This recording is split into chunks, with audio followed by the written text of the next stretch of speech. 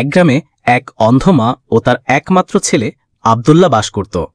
দরিদ্রতা ও কষ্টের মাঝেও মা আল্লাহর ইবাদতে অটল ছিলেন। ছেলেকে নিয়ে তার সব আশা ভরসা। তিনি প্রতিদিন দোয়া করতেন, হে আল্লাহ, আমার এই একমাত্র সন্তানকে হেফাজত করো। সেই আমার চোখের আলো, আমার জীবনের অবলম্বন। আব্দুল্লাহ ছিল পরিশ্রমী ও সৎ, তবে একদিন হঠাৎ সে গুরুতর অসুস্থ হয়ে পড়ল। হজরত মুহাম্মদ সাল্লাল্লাহু আলাইহি সাল্লাম অসুস্থের কথা জানতে পেরে তিনি কয়েকজন সাহাবী পাঠালেন অসুস্থ আব্দুল্লাহর বাড়িতে। তারা গিয়ে দেখল আব্দুল্লাহর সর্বশরীর জ্বরে পুড়ে যাচ্ছে।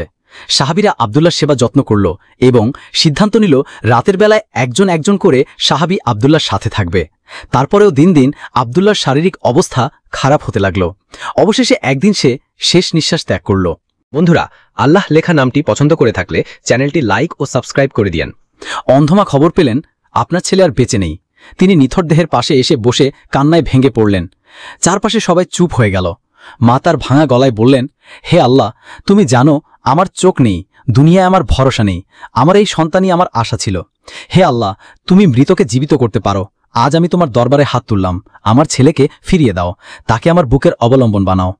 মায়ের কান্না ছিল এতটাই হৃদয়বিদারক যে আশপাশের মানুষরাও কাঁদতে লাগল। তখন এক বিস্ময়কর ঘটনা ঘটল।